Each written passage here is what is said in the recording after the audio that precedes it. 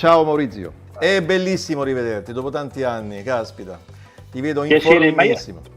io non capisco se tu non sei in Italia, ho capito Io male, sono ad sei in Amburgo, Germania. sono ad Ad Amburgo. Amburgo? Sì, sì, Ah, sì, ci sono ad sono stato Amburgo. varie volte Eh. con Lucio Dalla qualche anno fa, Vedi, sono io stato stavo diverse volte. raccontando al nostro pubblico praticamente chi è Maurizio De Nazareti. Ha suonato con gente del calibro di Ray Charles. Io quando già sento qualcuno che suona con Ray Charles, veramente c'è da inginocchiarsi.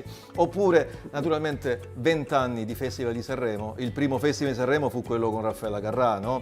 Dove Sai che non mi ricordo, però 2001, e sì, era Carrà 2001 forse. Carrà Carrà e vinse Giorgia di Sole e di Azzurro, Ah, sì, bellissima. sì, come no, E bellissima e canzone. l'ultima fu proprio l'edizione del secondo Baglioni, Sì, bellissima, esattamente. con una direzione artistica fenomenale, al contrario di quello che sta succedendo in questi ultimi tempi, perché si pensa più un poco ai click, alle visualizzazioni, quindi dal punto di vista artistico stiamo un po' andando a scemare. Tu quando hai iniziato a suonare la batteria naturalmente hai avuto i tuoi idoli, hai avuto le tue ispirazioni musicali, quali sono state? Ecco. Certo. Beh, ovviamente io sono salentino, dalle mie parti c'erano ragazzi appassionatissimi dei Santana, quindi amavo molto suonare i brani dei Santana. C'era un bravissimo chitarrista, adesso lui non mi ricordo neanche il nome, però seguivamo le orme di questo ragazzo e quindi sono cresciuto con quella musica lì. Ovviamente in quegli anni c'erano anche Deep Purple e Led Zeppelin, che erano due gruppi storici che sono rimasti fra i gruppi rock più importanti poi nella storia della musica. Diciamo, se quelli erano i miei idoli, chiaramente andando avanti poi ce ne sono stati degli altri, però insomma momenti che ricordo con grande piacere, insomma, in quel periodo della mia infanzia. Guarda Maurizio, adesso è proprio questo il problema, perché quelli della nostra generazione naturalmente avevano altri idoli, altri esempi musicali. Certo. Oggigiorno si sta facendo un altro discorso, naturalmente, si sta cercando di influenzare la gente su un altro tipo di gusto musicale, ma il Sì, sì. contenuto artistico, quindi le armonie, gli arrangiamenti, i testi un po' più raffinati, sono andati un poco persi. Secondo te veramente è il caso di Dove stiamo preoccuparsi? andando? È il caso di preoccuparsi veramente? Ma devo dire la verità, quello che dici non posso che condividerlo, perché nelle ultime due edizioni, peraltro dove non ci sono stato perché è stata comunque cambiata proprio l'orchestra, l'ultima è stata quella di Jeff Wesley che era appunto con Baglioni, fra l'altro col quale ho avuto il piacerissimo di suonare anche un po' di concerti qualche poco tempo fa, sempre con Jeff. Sì. E, devo dire, già negli ultimi anni c'è stato un piccolo cambiamento, no? Perché io, insomma, ci sono stato, perché progressivamente c'è stato un cambiamento verso la musica elettronica. Negli ultimi due diciamo che la televisione ha un po' influenzato molto il mercato discografico, per cui le scelte poi piano piano sono diventate un po' più elettroniche, per cui diciamo che e purtroppo io non credo che si possa al momento pensare a un cambiamento, però speriamo soltanto che questa situazione non duri a lungo, perché tutto sommato insomma la musica un po' ha perso il senso che aveva prima. Diciamo che oggi con la possibilità di programmare attraverso il computer è più facile per un musicista diciamo mediocre produrre della musica, e di conseguenza magari avere anche la possibilità attraverso il web di farsi conoscere, quindi attraverso le visualizzazioni diventare conosciuto e poi magari ambire anche a un palco tipo quello di Sanremo. Quindi diciamo la trafila è un po' differente rispetto al passato. Diciamo che la situazione non è rosea, però non vorrei nemmeno far preoccupare troppo i ragazzi che si apprestano a fare questo mestiere. Vorrei dire loro che comunque se uno si impegna riesce comunque a pensare alla musica cercando in qualche modo di staccarsi da una realtà complicata, potremmo ben sperare, perché se ci integriamo senza voler cambiare nulla le cose non cambieranno mai. Certo.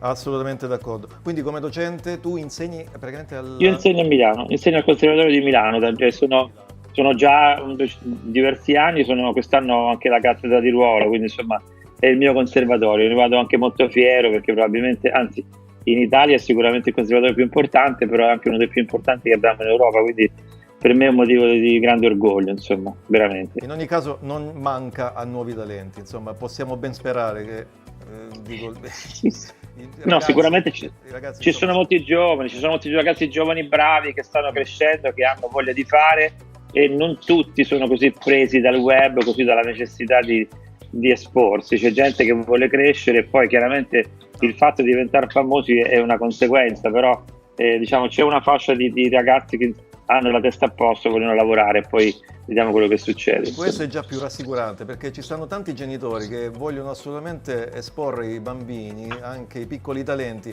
e li danno subito in pasto alla notorietà, al web, al tubo, come si dice, Certo. e magari invece di andare a cercare dei professori buoni, magari che possano accompagnarli, no, nel processo, nella crescita artistica, pensano soprattutto al piccolo successo momentaneo, insomma, all'esplosione improvvisa. Un po' come succede anche nel calcio, no? Bene o male, si bruciano magari tanti nuovi talenti proprio perché si vogliono subito trovare il nuovo Pelé, il nuovo Ronaldo, il nuovo Messi, e poi alla fine arriveranno tanti piccoli. Sì, diciamo che io parlo da musicista, insomma, nella musica abbiamo questo problema che abbiamo descritto, cerchiamo chiaramente tutti quanti noi che siamo un po' più grandi di dare un esempio musicale, quindi incentivare i ragazzi a crescere musicalmente e pensare al successo come una possibilità, non necessariamente un desiderio assoluto.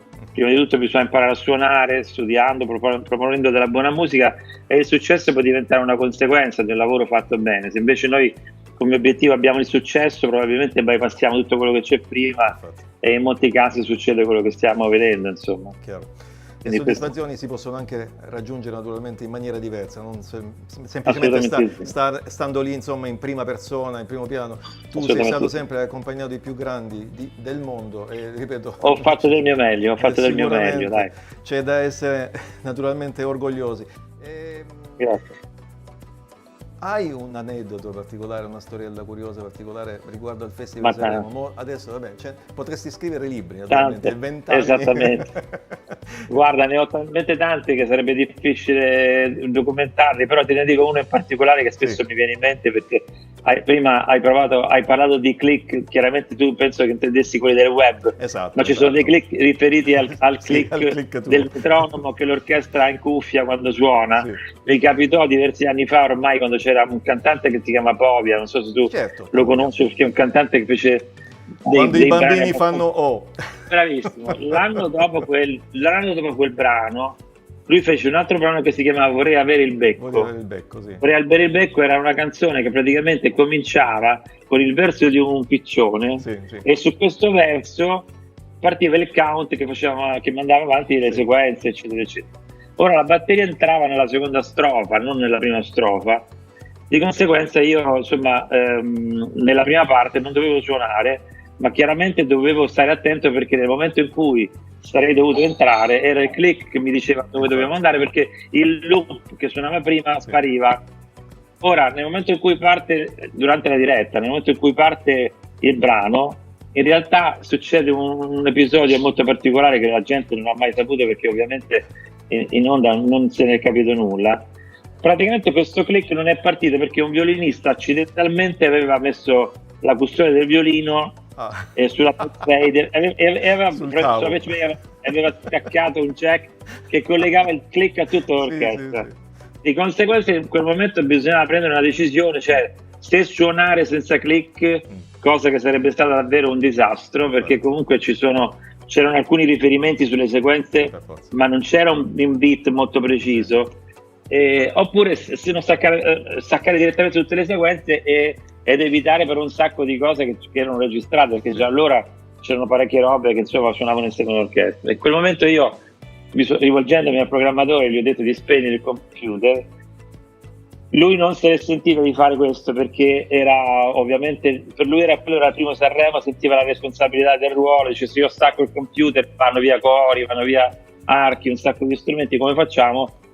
E a quel punto, quando comincia la seconda strofa, per cui il loop che c'era prima va via e dovevo entrare la batteria, io sono dovuto entrare comunque, perché non potevo fermare il festival e dire: aspettate, io non sento il click in cuffia, a casa non mi avrebbero proprio capito, insomma, il problema tecnico. Per cui, diciamo, ho preso questa iniziativa di suonare lo stesso senza sentire il click, togliendo qualche riferimento qua e là del brano che stava nella sequenza che ascoltavo. E sinceramente quella cosa, adesso a raccontarla sembra quasi una cosa da ridere, ma mi ha tolto almeno 10 anni di vita, perché è stata qualcosa che mi ha messo a dura prova ritmicamente. Però devo dire, sarà stato Gesù che mi ha seguito, qualche altro santo, perché non so se è solo il discorso musicale o professionalità, abbiamo portato a casa il pezzo, è andato molto, mi sa che ha anche vinto, per ricordare male, e a casa non se ne è accorto nessuno, quindi sono un episodio che riporto sempre nel cuore insieme a tanti altri, ovviamente, perché mi ha messo a dura prova, però diciamo, devo dire la verità, questa cosa poi ha ispirato pure un lavoro didattico che ho fatto dopo, dove ho appunto inserito un certo tipo di workout facendo questo genere di cose, quindi diciamo le cose servono sempre, anche quelle negative, insomma. Pensa ai tempi nostri, avreste tutti quanti, penso tutti quelli dell'orchestra, quelli che non avevano un click, avreste sicuramente disintegrato il palco di Sanremo con le rose. No, quello no. Quelle sono una cosa estrema, veramente. No. Vedi, questo è proprio il problema. Adesso si ricorda solo questo fatto, però le canzoni non si ricordano più, cioè magari il massimo passata l'estate, i pezzi di Sanremo non vengono più ricordati.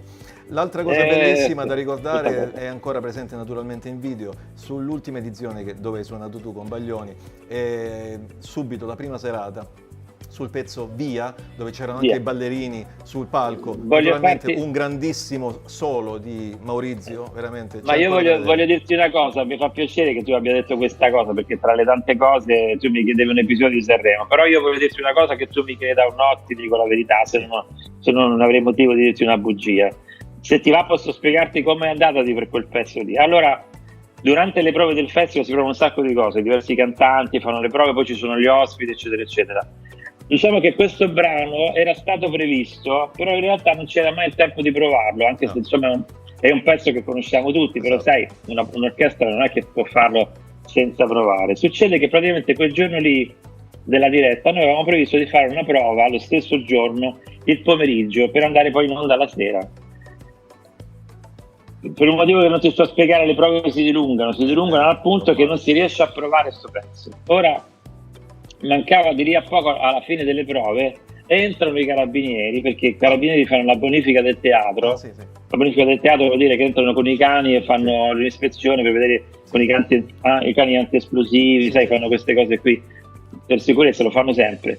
Entrano i carabinieri e dicono o ve ne andate, o non cioè, perché noi dobbiamo fare la bonifica, oppure stasera non andate in onda. Chiaramente non potevamo certo non fargli fare la bonifica, quindi ognuno di noi ha pensato che quel pezzo poi non si facesse più, che tu mi creda, no, è andato proprio così. Quindi non facciamo sta prova, non facciamo questa prova. Guarda, io i testimoni, non sto dicendo bugie, non facciamo questa prova. Ovviamente ognuno di noi aveva le parti davanti, però sai, sei in diretta, sei nella sigla di Sanremo, la vuoi provare almeno una volta anche per i suoni, esatto, non soltanto per la musica. Quindi abbiamo pensato tutti, no, Claudio non lo vuole più fare, io vado da Gianolio che era il suo referente, perché noi avevamo Jeff e Paolo Gianolio che era il referente di Paolo, col quale dirigeva, cioè lui dirigeva i pezzi di pace. Guarda, Paolo sicuramente non lo vorrà fare Claudio. Invece qualche minuto prima mi chiama e dice: guarda Maurizio, che Claudio vuole comunque fare via, c'è anche un solo di batteria, mi dice di indicare cose.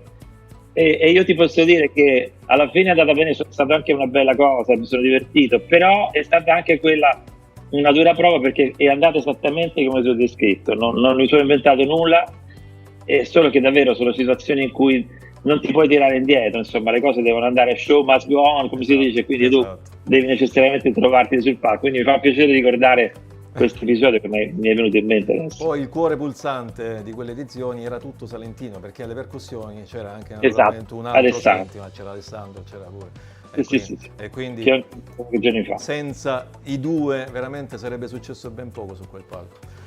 Maurizio, guarda, grazie. Tu non sai che gioia mi hai fatto oggi, veramente un onore. No, è stato un piacere, io sono a casa mia come vedi, e anzi ti avevo detto che questa è una giornata tranquilla, perché ieri sono stato impegnato per una masterclass, domani riparto per Napoli dove ho questa produzione che facciamo con Filippo Onec, facciamo una trasmissione per la Rai, stiamo registrando in questi giorni. È vero, hai fatto quello con gli artisti da strada pure, no? Con quello... Bravo, si chiama La Strada al Palco, stiamo lavorando su un'edizione successiva che andrà in onda più avanti, però noi stiamo comunque già lavorando. Insomma. È vero, e quindi questi giorni è vero, è molto interessante anche.